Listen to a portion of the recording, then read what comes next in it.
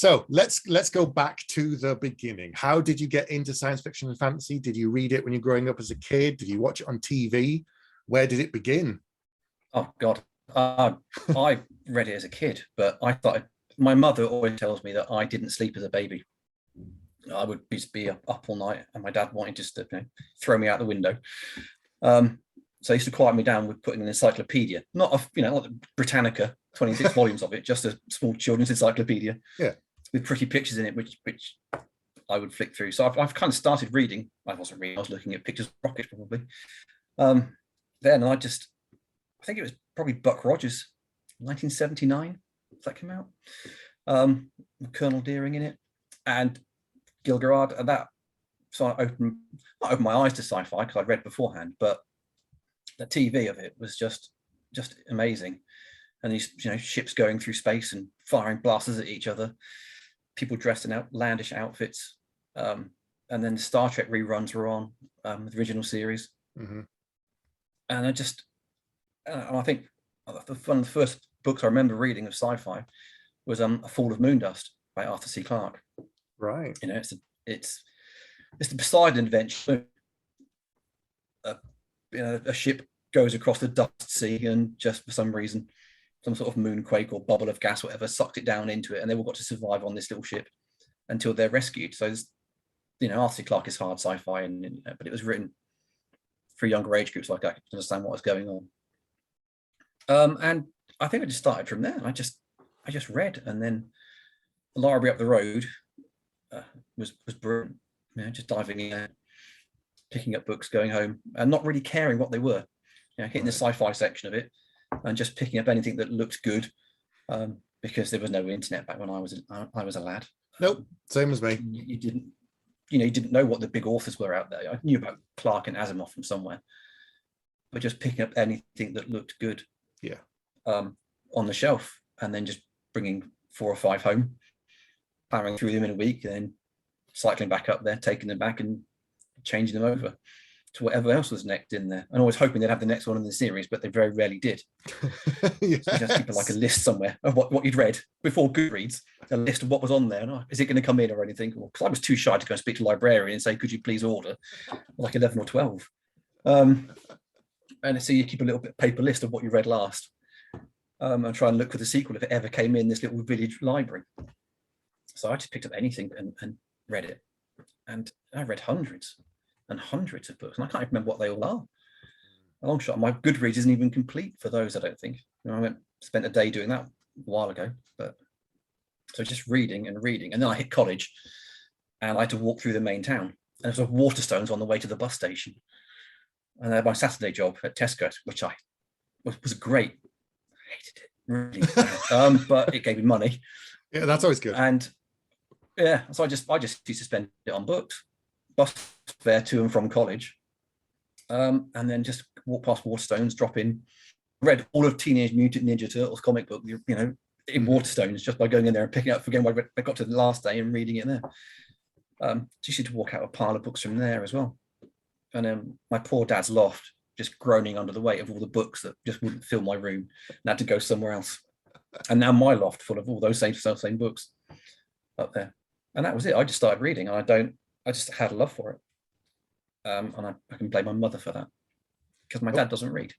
No ebooks like it was now, no Kindles, no easy storage of hundreds of books. It's all paper and ink. That's it. It's all, hard copies of everything. And I think I bought a Kindle when they first came out with the keyboard on it. I still got that, and that still works. But I bought loads on the Kindle as well, but I always still love having paper books in my hand and reading them and flicking through them. But I'm banned really from buying too many more books because I've got no room left for them to go. Yeah. So reading, and then 80s TV was the best decade for television ever. Go on, name some of your favorites then from the 80s. Oh, Airwolf. Yep. Bloody loved Airwolf. Mm-hmm. Absolutely fantastic. Knight Rider. Yep. Street Hawk. Mm-hmm. The Knight Rider ripoff on the motorbike. Yeah. Manimal, which you never see anywhere, with a man with a with the could turn into hand an animal. and the Yeah, the hand. Love that. Loved it. Yeah. So just all of that, 80s television of Chips that just came and out of America. Chips, 18. 18, yeah. Oh. So many. Did Buck Rogers make it into the 80s? Incredible Hulk. Chucky was probably 70s. Incredible Hulk. Or Bill Baxter. Yeah. Tomorrow People, that's probably 70s. Sapphire and Steel was 70s. But yeah. Chucky scared me to TV death watching as habit. a child. Yeah. Absolutely scared me to death. This theme music still terrifies me. Even though I hear it now, it freaks me out 35, 40 years later. I still just kind of get a chill because I remember watching it at school. We watched it at school for some reason. Yeah, I was probably in, I don't know how old I was when Chucky came out. I have to look it up, but it was great. I love the Tomorrow People as well. And just there was so much on, and I just think, TV wasn't new in the 70s and 80s, but it was starting to be really commercialized, and they were just throwing things out. Randall and Hopkirk Deceased. I'm old enough to remember that the first run, but watching reruns of that, I also love that as well. And it's just anything that was a little bit out there. That and they weren't out there by today's standards, but in those days, anything that was a little bit different. I used to play under 16s football for my village. I wasn't very good, don't get me wrong. But I would kick the ball and run after it and hope for the best. But I used to resent it at some point, going to practice on a Friday night when Airwolf was on. We didn't have a video recorder. Yeah, it's just 80s TV and reading. That is it. That's the blame for everything. Yeah, in my life at the moment, I think that set it all going. Wednesday's dinner time was Star Trek: The Next Generation, and it's like I either get to eat my dinner, or I can watch Star Trek, or I can occasionally watch it in front of the telly and eat my dinner at the same time. That was it. See that I was at college when that came out, the first series. I remember it coming out, and this is really bad. I probably shouldn't say too much, but we didn't have. We had TV at home, but we didn't have Sky or anything like that to watch it on when it came out on the first run. But there was a girl that had family's house had Sky, so I got to know her a bit to go around and watch Star Trek. That's all I'm going to say on that, really. But nice. It was the way of seeing it. It's so different. Well, not so different to the original series, but not in the first series anyway. But much different when it got going. Loved it. Yeah. But TV reading. So when did it I've never stopped either of them, really. Turn to writing? When did you first start thinking, I want to have a go at doing this myself and doing it seriously as opposed to just tinkering? I tinkered for decades because I played RPGs when I was young, and I loved writing adventures for that and for my friends, or making them on the spot. So the innovation has always been there, and the creativity has always been there as part of it. But seriously, was 10 years ago or so, 10 years ago. And it was, I'd been working for, I'd done 15, 16 years in that job at the time, maybe a bit less. And we went out for a meal at Christmas with the leadership team. And my boss at the time was sat there, and he goes, so yes, don't know you all very well. If you weren't doing this job, what do you want to do? Oh, I'd be a writer. Oh, so would I, said my boss. Oh, well, this is it. We're sorted on that. We know what we're doing. But I could never, ever, I would have come up with the idea for the story. I'd come up with some characters and I'd write it, and I'd get to chapter 3, maybe chapter 4 if I was really lucky. Really have no clue how to take it forward. I had absolutely no idea what I was doing. I got through my GCSEs in English, but I didn't know how to do it. I didn't know how to structure the book. I didn't know what to do to take it forward, despite the fact that I've read hundreds by that point, if not thousands. It wasn't there for me, and my day job would take up a lot of time. So I spoke to my wife, said, look, I want to do it. I earn enough now to spend some money on doing something. Do you mind if you give me a bit of peace and quiet, a couple of hours a week, because I want to I want to learn how to write properly and learn some tips and tricks, just something to give me a start on it, so I know what I'm doing right, and I'm not just wasting my time by writing 100,000 words of absolute drivel. And so she went, yeah, fine, peace and quiet. I'm all up for that. So I started doing Open University, creative writing degree. I didn't get to the end of it. I didn't have to get my diploma in it. But I did my foundation to see if I liked it. Then I did my first year, and did my second year. And, I was writing short stories for that. Then you were getting critiqued on it. You're sending it off to other writers that were there, the learners doing it, and the tutors who were all published authors or poets or whatever. I hated poetry, but and all these students would get on the online system, because we had the internet then, and they could tell you what was good, what was bad. I mean, we were all nice about it. We weren't harsh, and we weren't going, that's absolute drivel. But the tutors were. They would happily come back to you and say, that doesn't work at all. It's just, So you've got some praise from your fellow learners, but the tutors are going in harsh and going, do you know what, that doesn't work at all. Have you thought about, or have you tried this? And all those, and you can go to day lectures about it, and you talk through it all with them. But it gave me a bit of discipline, which I lacked. And that's probably the biggest thing I took from it, was there is a discipline to writing. It is just like being a great footballer or a great swimmer. You've got to put the hours in, you've got to practice, you've got to try things out, you've got to open yourself to someone going, it doesn't work like that, this is a better way of doing it, or have you thought about? And that, and one of the parts of the Open University, you always keep writing journal. And I've got tons of them around the house now, where, ideas get scribbled into all the time. And, you make notes in there. My first books, they're written down there, maps are drawn in there, characters are drawn out in there.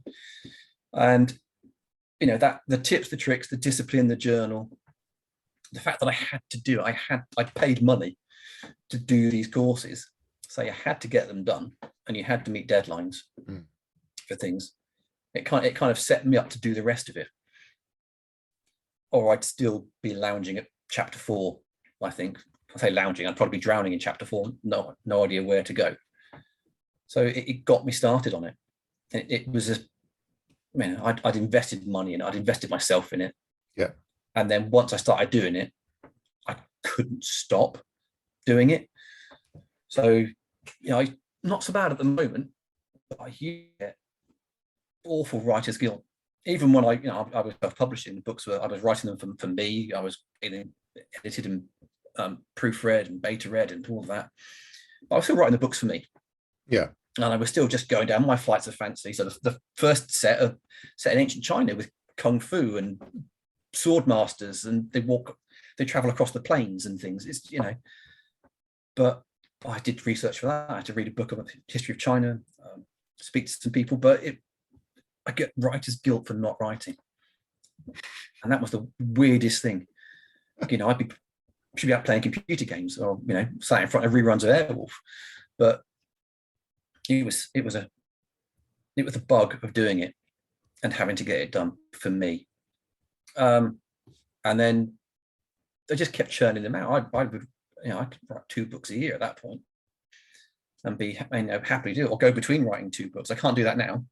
The process has changed, but I could happily write 2 books a year, or 2 at exactly the same time, of 2 different genres. But just to be the act of writing and to practice. And I think I hit 1 million words before 7 Deaths came out. I think the book before that, I'd actually hit my 1 million words of actual finished novels, which is supposed to be, or somewhere like the 10,000 hours for athletes. The 1 million words for a writer is where you might actually start to understand what you're actually doing. I still don't think I understand what I'm doing exactly or precisely, but I've got a better idea of what works for me. So it's been a long year. 2013, I think Stone Road came out. Right. So that's a fair old time ago for me. But I just like writing. It's a really sad thing to say, isn't it? Well, no, I was going to say the guilt. I was going to say, well, welcome to the club. You're a writer. Because I have that guilt of, even when I'm not writing, after a week, I get twitchy. After 2 weeks, apparently I'm intolerable. So I have to go and do some writing. That's something else suffers from this as well. I just find it really, it's like that itch you right in the middle of your back, but you can't quite reach. Mm-hmm. And no matter what you do, it won't go away until I sit down and write something, or just pick a journal up and start scribbling ideas down that occurred to me. Something needs to go out of the brain to release that pressure. You know, I may never use it, but I may come back to it in a year's time, or it might be for the book I'm writing now. Exactly this. Something's got to be done. It's every day.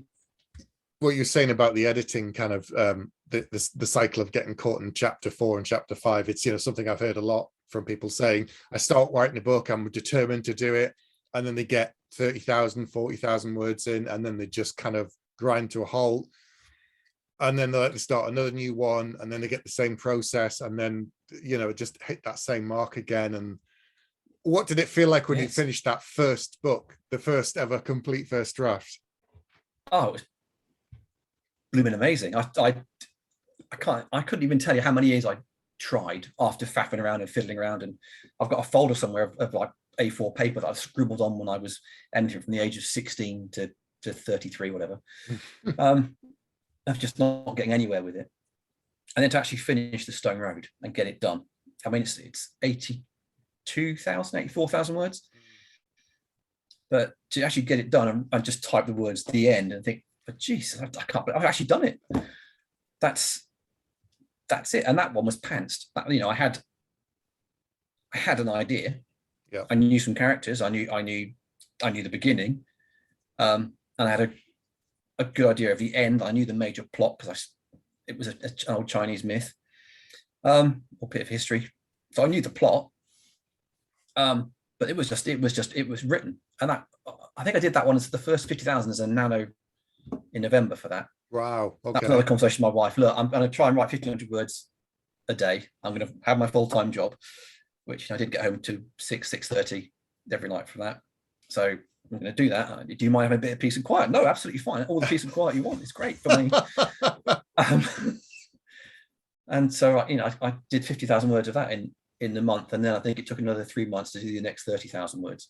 Right. So that was shattering. That was really tiring. I remember coming out at 50,000 words in the beginning of December and just collapsing, or for like a week of just wanting to write, but just can't. The brain is just tired. Mm-hmm. But that was great. And the moment for that was at some point near one of the end chapters, because I knew there was, like in lots of books, there's a twist, there's a betrayer somewhere. And I was getting towards the end of it with no idea, because I was pantsing it, who the actual betrayer was. And I was running out of time in the book, running out of the story because it was coming to an end. And I was just typing away. And it's just suddenly occurred, like, you know, I should have jumped out the bath and shouted Eureka or something. But it suddenly realized who it was. And when I looked back at it, I'd actually set up who it was from the start without realizing it too much, who the actual person was. So that was great. But then I pantsed for ages. I pantsed about 6 or 7 books. And, you know, in fantasy and in science fiction. Mm-hmm. But for the trilogy of ancient China ones, that kind of worked because things occurred as I went. In the second book, they start to learn how to travel to different planes, and it's all about steps, and it worked for me. Yeah. And the sci-fi ones, with the Corin Hayes, which is a first person, they're all pantsed with a rough idea of what the story is, because you're in his head. He's dry, sarcastic. It's easy to write, and I know the world because I've written 4 books in it. I can just sit there and write it. But I wrote those to be like Jack Reacher, but in underwater cities with submarines and Jack Reacher, which is just fun. And I enjoy writing those, and I will go back and do some more at some point. Because it's just fun to write. I don't have to not switch my brain off, but it's comfortable, it's comforting, and sarcasm suits me. I do sarcasm, sadly. Yeah. And they're great. But then I'm probably talking to Graham Austin King, because he and I used to do martial arts together. He punched me on the nose once. It really hurt. But I sat with him at some point and talking about it, and realized that with self-publishing, I wasn't making a big splash. I'd sold some books. I was doing it for myself. I was doing putting the best products I could out there. Yeah. Doing the best writing I could. But like everything, trying to make a splash in any writing, whether it's self-published or traditional, is hard. Some of it is luck, some of it is damn hard work. And it's a slow process. So I just got to that point. I thought I need to do something else. I think I've done all I can at the moment in self-publishing. I need another challenge. I need to do something different with it to keep my interest going, to keep my excitement going of doing this. And I thought, what, I'll find an agent, because it's easy, not a worry. Everyone does it straight away. Well, before you get onto an agent, I was going to ask you about the self-publishing thing. So were you doing all of it yourself, or were you, had you hired an editor and you'd hired someone obviously to do the book covers, or did you do them yourself? Who are you working with? Not many people, mostly Julia, who's my beta reader and proofreader in Germany. Right. Is about it. And I'm joyously colorblind, so cover art is not my forte at all. I'm design blind. Okay. Utterly design blind. As my DIY around my house would attest to quite easily. So I sort covers out. The Forbidden List, The Stone Road, Blue Mountain, and Red Plains, which Mark Lawrence told me sounds like a coffee blend. I had those designed by a website. I went and found some designers online. Yep. Gave them some ideas, chose some pictures and some art, and then let them design it, which was fine because I can't design at all. No, me neither. I wish I could. I wish I could draw. There are two things I really wish I could do, is draw and sing in tune. Sadly, I can do neither. I can probably draw in tune, but that's about it. So I had them all designed for me. Right. And then I'd have my wife, or I'd have Julia and a few others just look at them and go, does it work for the book? I know what the book's about. I can see the book, but in terms of covers, I don't know what works really, what doesn't work. So I got the okay from them, and that was it. But I did mine almost before the time of all the artists, Felix Ortiz, that came through and were doing all these hand-painted, glorious covers. I couldn't afford that. 2 kids, and a mortgage, and a wife, and a car. So I just had mine designed by a website using stock art, which is basically what publishers do a lot of the time anyway. Yes. So, but that was a learning curve, I think, as well, for me to acknowledge the fact that I couldn't design. I could write the book. Yeah. I could come up with the characters and the plot and the story and the events, but I just couldn't design. What I thought was a good cover, other people would go, and just turn their noses up at. I go, right, fine. I can see a cover and think that's a good cover. Yeah. But when it comes to my own stuff, I don't know what fits it, what doesn't. So what about the rest of it? The marketing, and as you're saying, you're trying to create some kind of a splash marketing, promote it. How do you do that with a self-published book, or how did you try to do it? I am the worst person to ask about that, because I am shocking at marketing, even though I used to do it for a year as a job. Right. Which is probably why I left it. I did all what you could in 10 years ago. Was you create yourself a Twitter account, Facebook account. You got on there, you posted into the void of no one listening to you, saying there's a book out here, it's going to be great. I tried to get reviews on the blogs that were around at the time. I've got a few of those, because I got in touch with Mark Applin years ago, like 2011, 12. I just had, this is like a sob story now, I just had a mini stroke.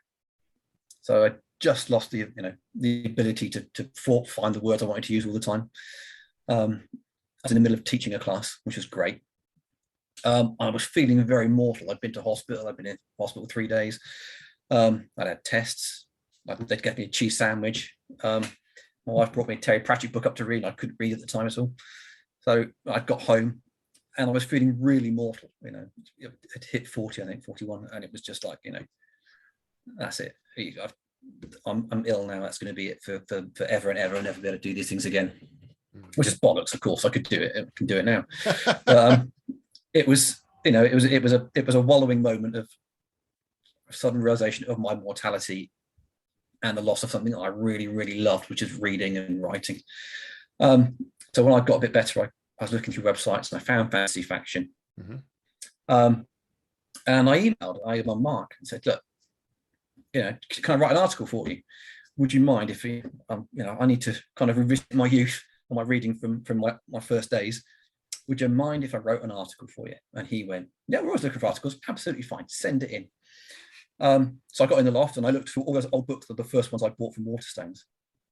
And I just wrote an article about, these are the books of my youth. These are the ones that I bought. Oh God, that. And then I was at work and I got an email from Mark saying, you've just blown us up. We're dead now. Because they were four out of the 5 books, I think, were male authors. And I think 2 of them were actually female authors, but it was Louise Cooper and Elizabeth H. Boyer, who wrote the World of Alpha series, which I loved as a kid. But I'd done something like I hadn't, for whatever had happened, they hadn't got their names in bold on the title of that paragraph. And it was just, we're being hit with, there are not enough female authors in this list. And fair enough, there weren't. There's if I go back and look at those books, there's still loads up there that are female authors at the time. So, I'd hit mortality. I'd upset and offended everybody in the fantasy world on my list. But even despite that, we put another one out, put a female list out as well. But he still kept me on and writing for them. Right. So, so I think I've written somewhere near 120 posts for them over the years. Wow. Edit it, and I do very much at the moment, but Jenny, who does most of the work, I put stuff on there when I can, and help her out with that, and I write articles about it. So I kind of got immersed in that world as well. There's a blogging, so I knew a few bloggers because I'd written for Fantasy Faction, and so using and please begging, my marketing strategy was begging, please just read it. I'll send it to you. If you read it and just write a review of it, that'll be absolutely lovely. And I'll be really kind, and I'll love you forever, and I'll help you out with something. And that was my marketing strategy. That was it. How shocking is that? I was just go around begging. But Mark quite rightly said, I'll read your books, that's fine, but I'm not going to review them on Fantasy Faction because you write for us. Yeah. Right, I understand that totally. But that was it. That was my marketing strategy, was just trying to make contacts with people and begging them to read it. I wasn't professional at all at the time of putting together a press release, putting together a proper blurb of the book with a cover of the book with my bio, with anything, and sending that out as an email. And also a lot of the blogs I looked at, the first thing they said was no self-published books on them. And so you'd look through all these things on Twitter coming out and you go, well, that's a good blog, they're reviewing lots of books there. You'd go straight onto their submissions page and it'd say no self-published books. No, you're stuffed, aren't you, at that point? So it was a struggle. And then I went up to London for a Grim Gathering, one of the first ones. So Mark was there, and Mark Lawrence was there, and Joe Abercrombie was there, and Peter V. Brett and Mike Cole, which I remember who they were now. Yep.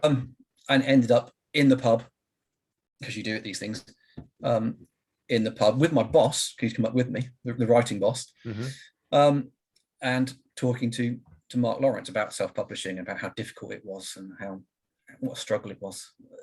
And he's all sympathetic, and Mark's lovely. It is terrible. I don't know how people do it. I wrote my book, had some controversy about it, and now I'm earning millions. He's not earning millions, no, but he didn't know how it was done either. And then a couple of months later, he sent me an email and said, Geoff, would you enter one of your books into something I'm going to start called the Self-Published Fantasy Blog Off?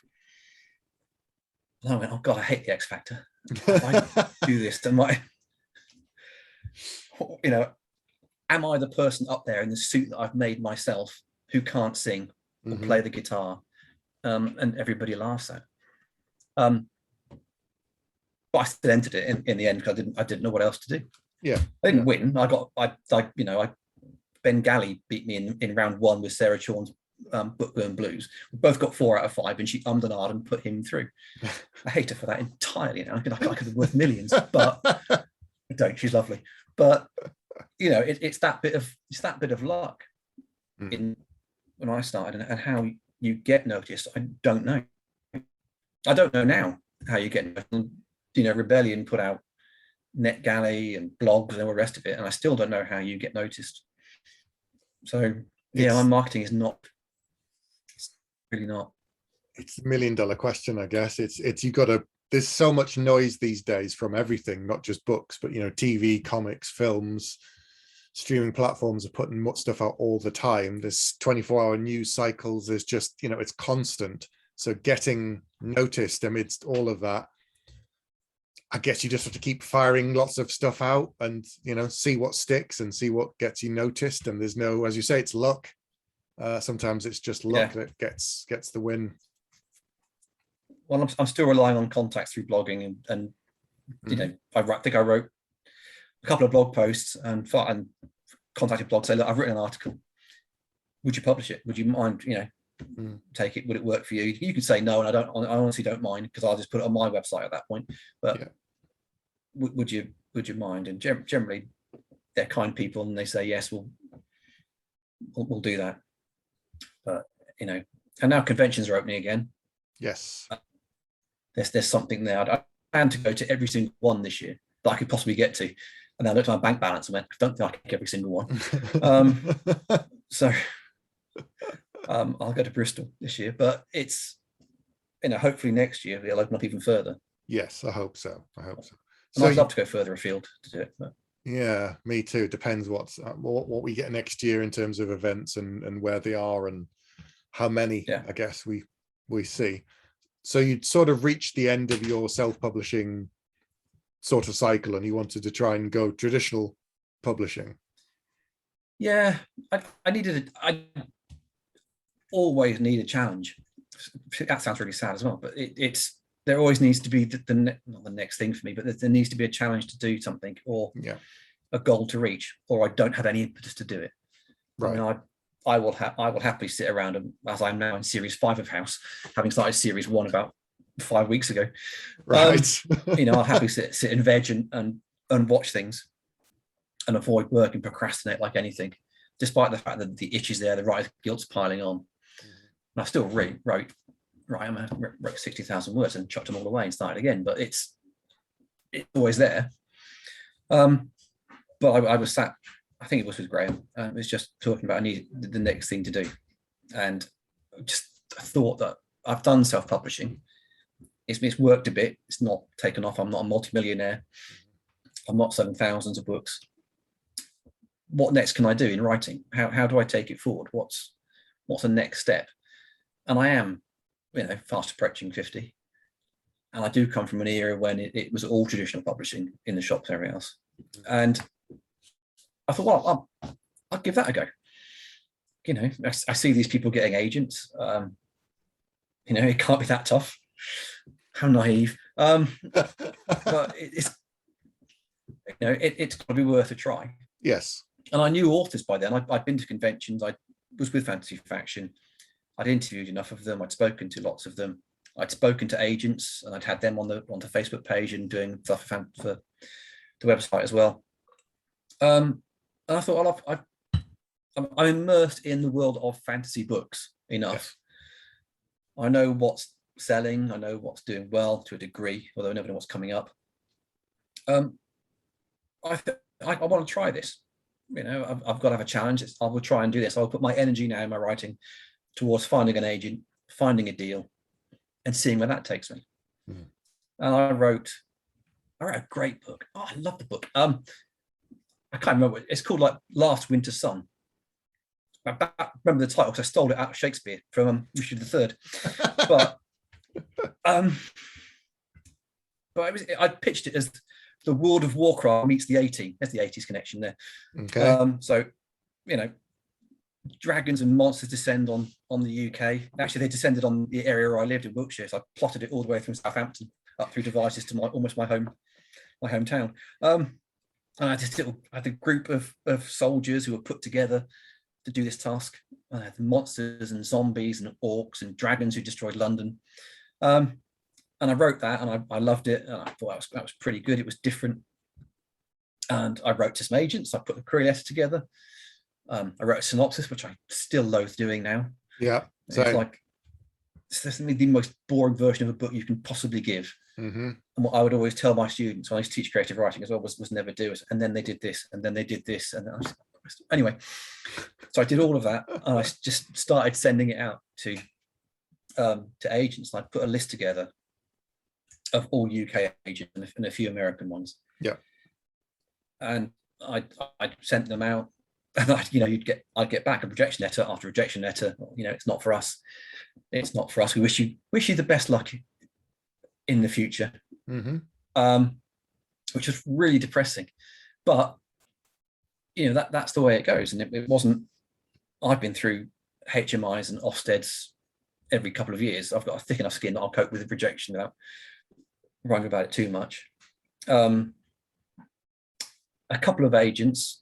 Well, basically one at the first, I think one at the first time, which was John Gerald, who's a fine bloke. Yeah, legend in the industry. Yeah, he did Gerald. Yeah, bless his heart. He got back to me, and it wasn't with any praise or anything, but it was the message that he sent back. Well, you just keep going, don't give up. You're doing it.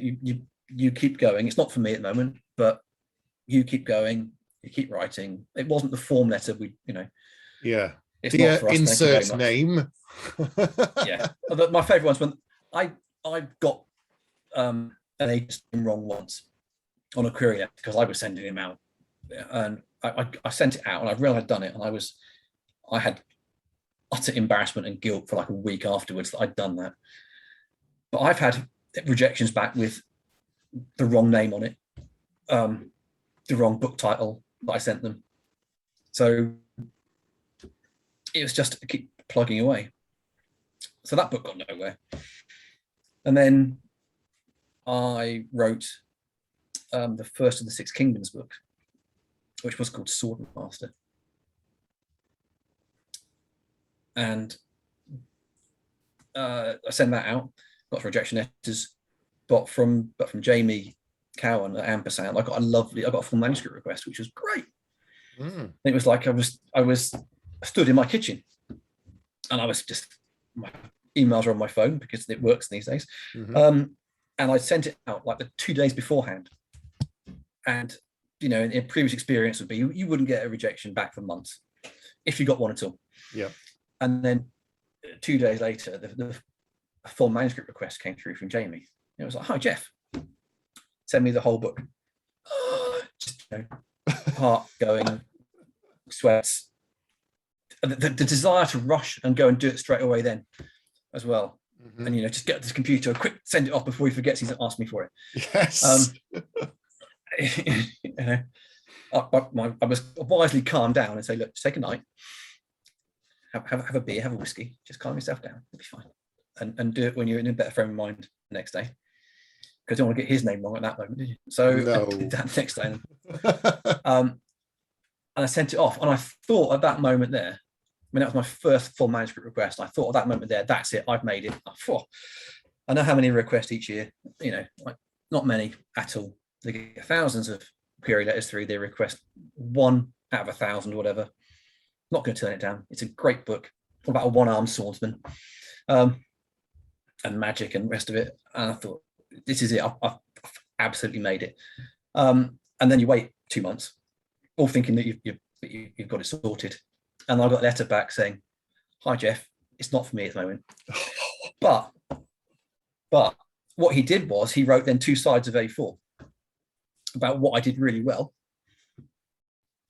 and what needed to be, what he was looking for, what would need to improve it, what he thought would sell, how things would work. Interesting. So, that's not unheard of, I know, but it's rare that you'd get that back from any agent at all. Mm. So I thought, well, that's not bad actually. I'm quite happy with that. I'm gutted I haven't sold the book, and he hasn't gone, yeah, we'll try and sell that one. Mm. So then I took myself away, and the first book of the Six Kingdoms was one I'd actually planned out properly. I changed from pantser to planner, to do this properly, to actually get a deal, to get an agent. I thought, I can't just write it like I normally do.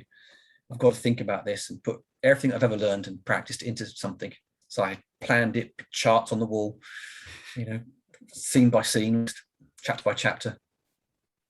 So I went, right, that didn't work, but I'll try another one.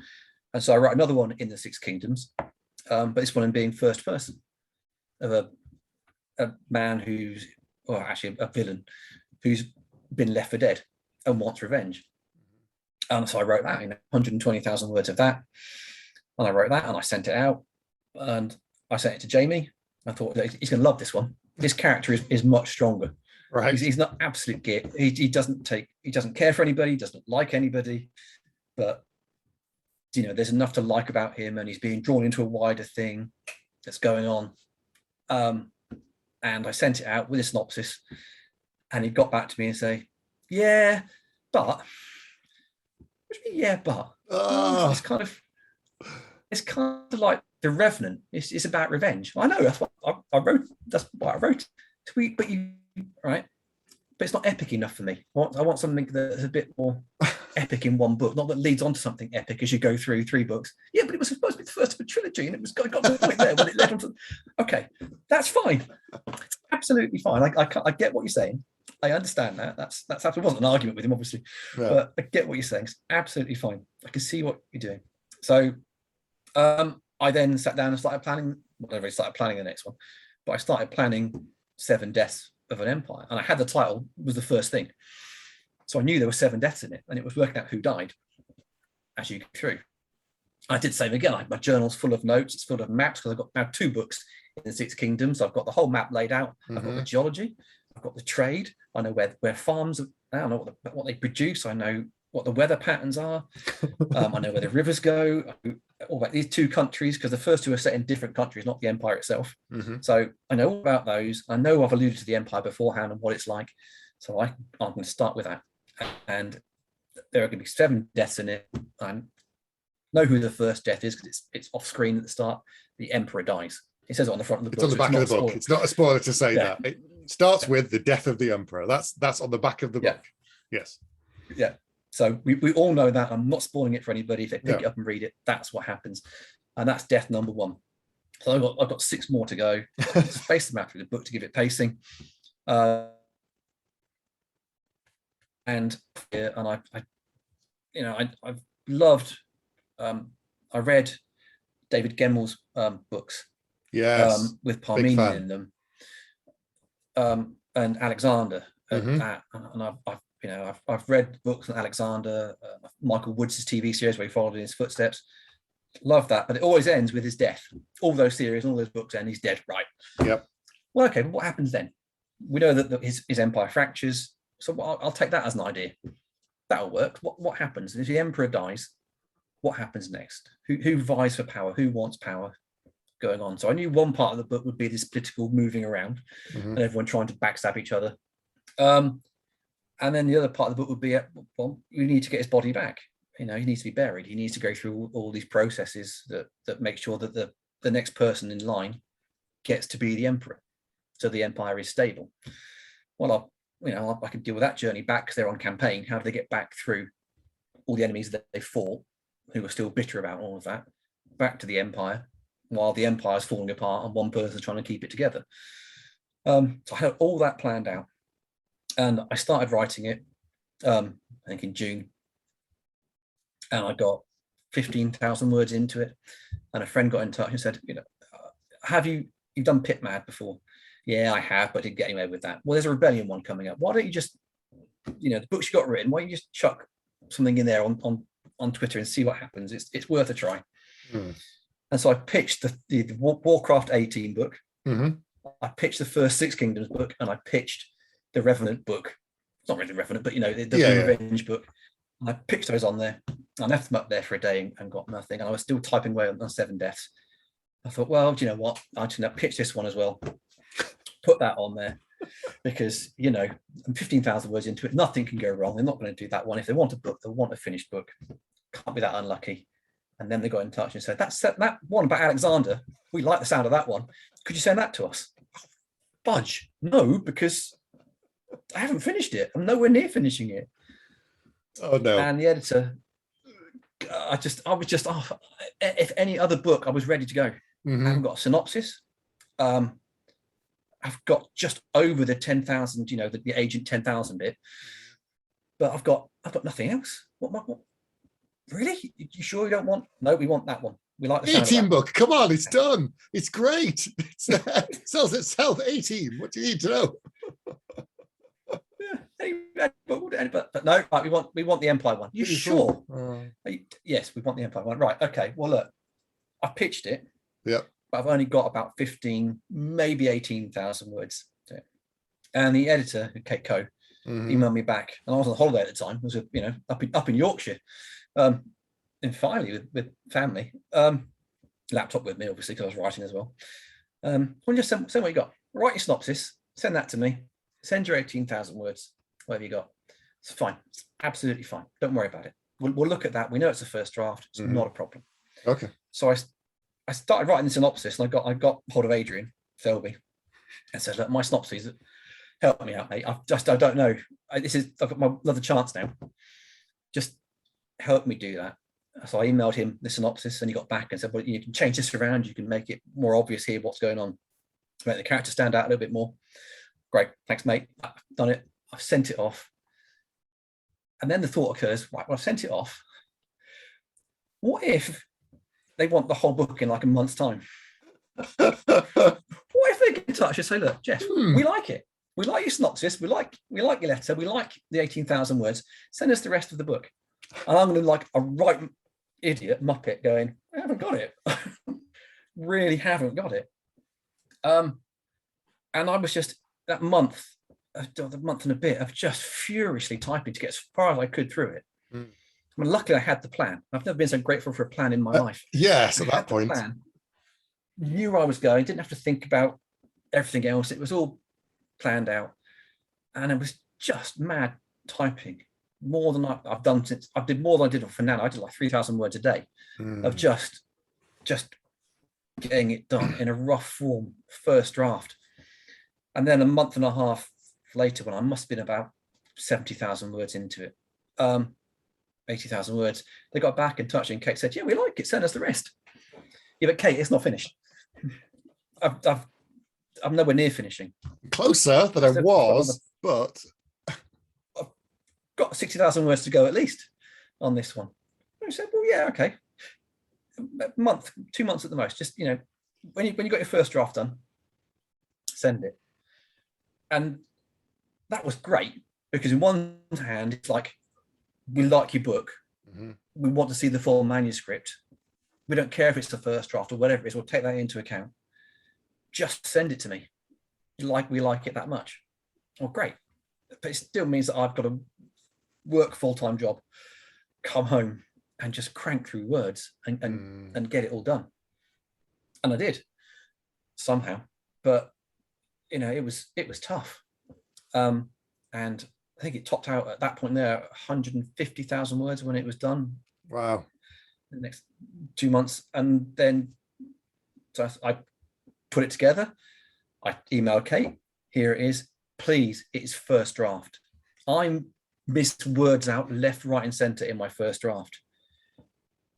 Some sentences will make no sense because I haven't even looked at it yet, but you wanted it. Yeah. So you know, here it is. And you know, read it and then get back to me when you can.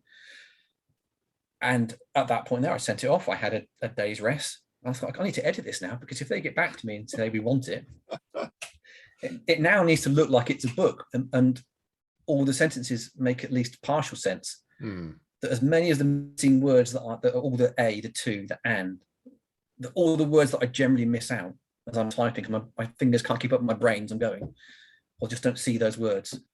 And I need to edit it. So, printing it out, sat there every night, going through different pairs of glasses to work out which ones were best for that time of night, and writing my edits on a hard copy, going through it all, and then at the weekend taking the bits I'd done and typing them back into the first draft of it, then starting the next bit and going through it.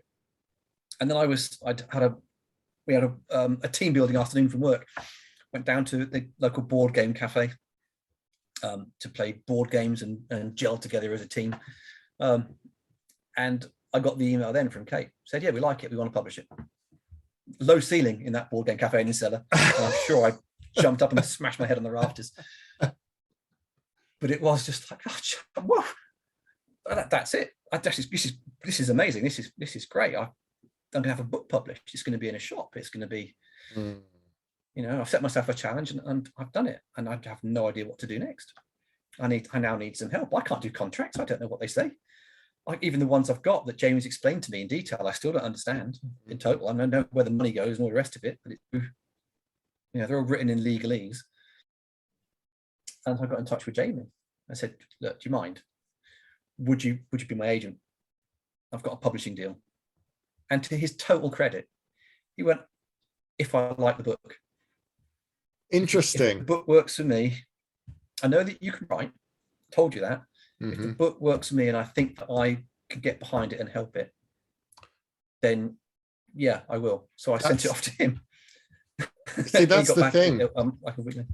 I've said this many times that if your agent is your champion, they have to be behind the book. They have to love it as much as you, because long after you sell it, they'll go on selling it everywhere, to not just to editors, but to international rights, and talk to other agents and at book fairs, and constantly talking about it as much as you. And so they have to love it if they don't love it. So it's interesting that he said, if I like it, I think it's not awe-inspiring kind of thing, but it's that mark of professionalism as well. I think that I'm not just going to take you on because you got a deal and I'll make some money out of you. Yes, I'm going to take you on because I believe I believe that you can write and you can tell a good story. I believe that you've written a good book here, that I can sell it, and I can work with you on it. It's not just a fast buck thing. Yeah. And so yeah, it was just, and then it's the hell of editing and everything else. But to be fair, they didn't change much, if I'm honest. It grew by 5,000 words. But they wanted to swap one character's gender, which I had no issue with because it worked. And it was just a matter of going through and changing he to she, really, because there was nothing else in it. And that was about it. So my second draft was reasonably clean, which was a shock to me. But then it's the waiting. Then it's taken ages to get to a shop. It takes a while, yes, but you've been and signed books in Goldsboro, and Goldsboro, Forbidden Planet, which was great. That was great. And you went to Forbidden Planet and signed the copies there, and they said, look, do you want to buy anything from the shop? Give them my name, 30% discount. You can have my discount on it. So I'd love to, but I'm supposed to be at Goldsboro in 10 minutes. I can't do it. But yeah, that was surreal in some regards, and just I've written 12, 13 books now. Yeah. Over the years. You actually want me to come, and you've actually bought my book in a bulk, and you want me to come and sign it, which means you must think it's going to sell. Whether it does or not, I don't know. But you at least you've got that faith in it, as Goldsboro have faith in it, or as Forbidden Planet had faith in it, or Broken Binding, I signed for them as well. Their faith in it that it will do, and it will sell copies. And I still feel like just the biggest imposter in the world in that regard. It's really me. But I've sat down with Mark Lawrence and Peter V. Brett. I think Brent, I don't know who else, loads, and all those people who then you're still in awe of, because of their success and who they are in the books that they've written. But then you're amongst them, and it's kind of, really, how do you go? You go from fan to almost peer, but probably not quite yet. You know what I mean? You've got to rank up like an MMO, isn't it? You've got to level up. Level up. Your books. It's really weird. Very, very strange. You've leveled up. You achieved your success that you want to do. You got the book published. You got the agent. You got the traditional deal. Your challenge, that first challenge, at least that next challenge was done. You've now achieved that. Yeah. Well, next challenge is selling 2 more books to them. So it's a trilogy. It is a trilogy. Well, I'm going to say yes. But I'm going to say yes because I've written book 2, and I finished that a while ago, and it's with Jamie now. But then this week I went back and added 9,000 words to it, just because I had an idea. So he hasn't seen the actual 9,000 words. Okay. And I've started. Sorry, Jamie. And I started book 3. Yeah. Sorry, Jamie. I'm seeing you in 2 weeks' time. I'm really sorry, Jamie. Sorry. I started book 3 and got 60,000 words into that because I've been off since Easter, and then it didn't work.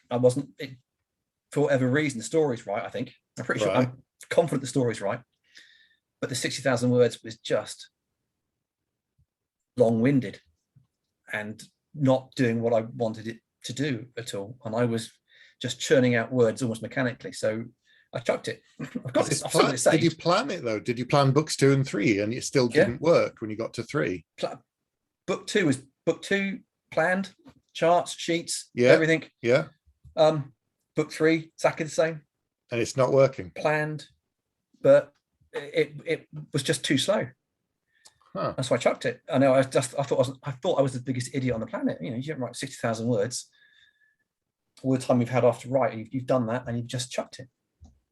But I started writing it again, and I got to the same point I was at 6,000 words in 30,000 words. And it was tighter, and the characters are better, and there's more threat. Okay. And other characters are introduced more quickly into it rather than waiting till way too far into the book for them to appear, for them to be worried about. So it was the right decision. Yeah. But it was a strange one. For me anyway, just to go, that's not working. I don't like it. I did email Jamie and said, I've written 6,000. I've just chucked them. And he went, probably for the best. Wow. So, yeah, I mean, that was a big step, but it's the right one. And I think I've got to that stage after writing all these books that I know for me when it's going to work or not. It may not work for everybody, and readers out there might, they might, hey, I've got a YouTube review from somewhere of 7 deaths. There is nothing redeeming about this book whatsoever. 2 stars all the way through for everything. Okay, wow. It wasn't for you. Yeah. Yeah, but that's, that's what readers do. I've no issue with that at all. But it's got to work for me. Yeah. Yes, it has to. And if it doesn't work for me, then there's no point carrying on. So yeah, started again. Well, still cross fingers. Yeah, you're the first reader, and you're writing it for yourself. And if it's not working for you, and you've developed this instinct now after so many books, what's working and not. You just know, because if you didn't do it, you'd send it to Jamie, and you just know he'd go, it's not working. So yeah, he knows you. He knows how you write. He knows how you think now. So if you didn't do it, he'd do it Geoff, to you. What is this book you sent me? Yeah. Oh, he would. Yeah. Without a shadow of a doubt. Yeah. Yeah, it was the right thing to do. So I now feel happier about it as well, which is even better. But I just got to get it written. Just the thought of chucking out 60,000 words, though. That's I know, but I look on it that I've got the characters are better because I wrote those 60,000 words in a long-winded way. Because there's backstory there that I know that I then didn't include in the new version of it. Yeah, because they weren't really, those bits weren't important, but they influenced the characters, or the 2 main characters of that. So it works better for that 60,000 words being chucked. Yeah. But because I wrote them, if that makes any sense. Yeah. Still a little bit, still gets me a little bit in the stomach that I did that. Yeah, it's a bit.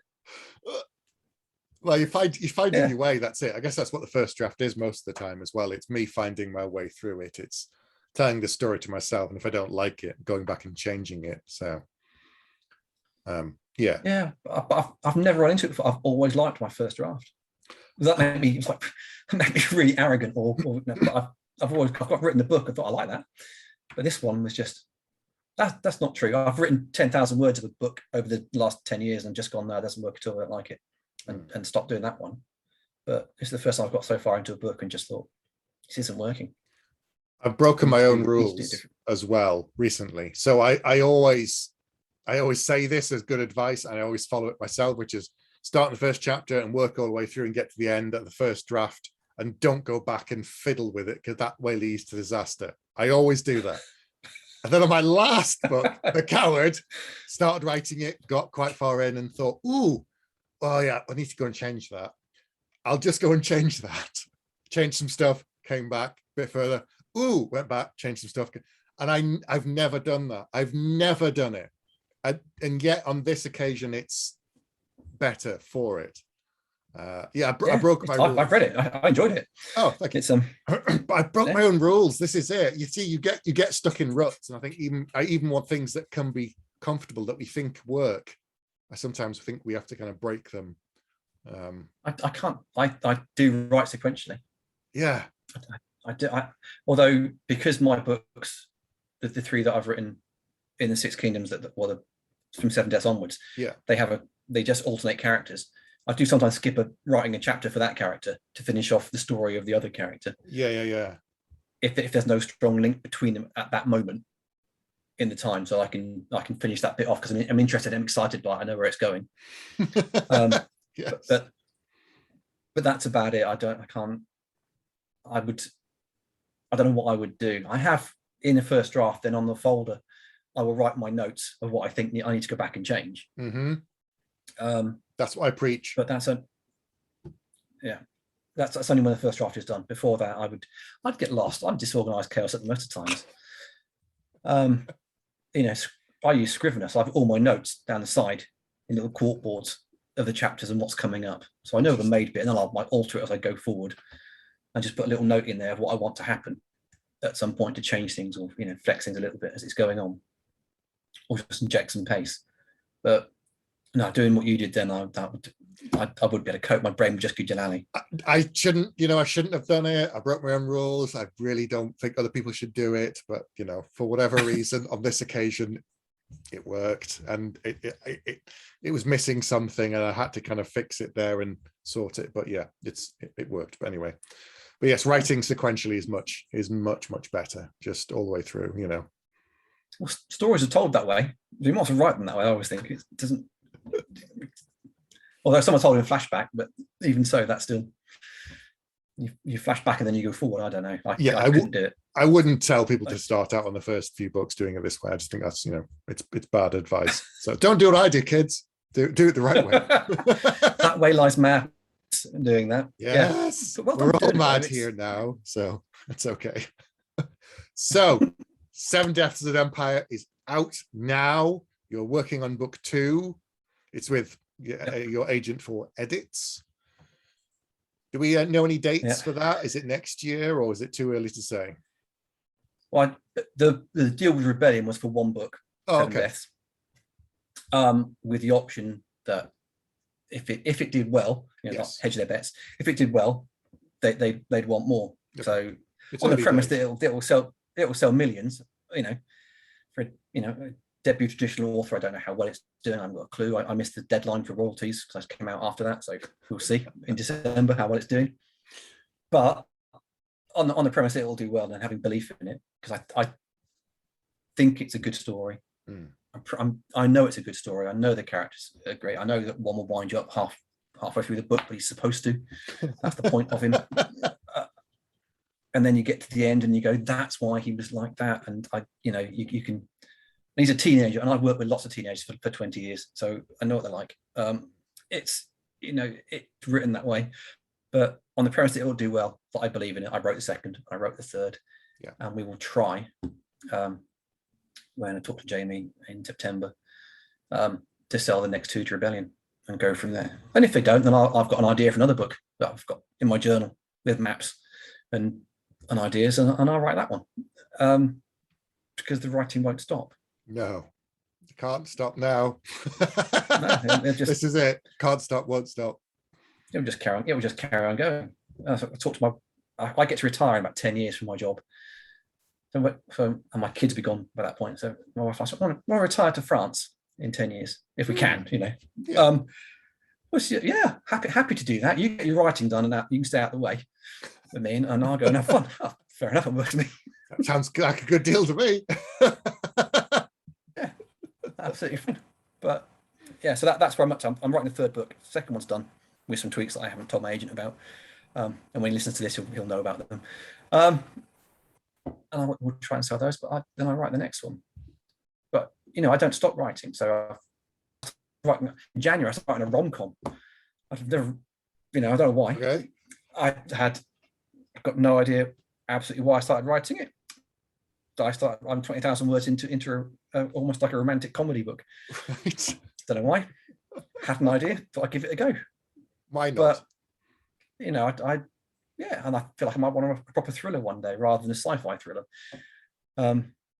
It's just because there needs to be another challenge, I think, for me, and that's what it's got to be. It's got to be something new and interesting that I've got to try and do and see if it works. But fantasy and sci-fi always my first love. Will always write that. But then around it, why not try something else and go for it? But as long as people go and buy the first book, obviously, they've got to go to bookshops, and they've got to get on Amazon, and they've got to leave Goodreads reviews and on Amazon reviews and Waterstones reviews and everywhere else that you can buy it from. And then approach me in the street and say, "Aren't you G.R. Matthews?" And I go, "Absolutely, yes. If you've got the book, I'll sign it for you." All those kind of things. We love that. We love that stuff. Yeah, that'd be great. I've seen one person reading not this book, one of my self-published books beforehand, and that I didn't go say anything to them, but that was quite immense. Just to see, you know, they've got the paperback in their hand. They were self-published books, and that was quite cool. That was years ago, but that was quite cool. But yeah, it's as long as people enjoy it and buy it and review it and tell their friends, then it will do well, and that's what I would love. People enjoy it. That's what we want. Yeah. Well, I will leave links down below to all of your website and social medias and stuff where people can find you and find the book and everything. But thanks for coming and talking tonight and telling me your story of how you got here with the 7 deaths, and a long road to traditionally publish like me. Took me many books and many years as well. So thanks for coming on. Well done. Yeah, thank you very much, and sorry for waffling on so much. No, it's been good. It's been really fun. I'm sure people will enjoy hearing. They love hearing the stories. Love hearing about how we got here and, you know, how we got to this place. So that's good stuff. Yeah. Thanks everyone. We'll see you later. All right, thanks a lot. Bye-bye.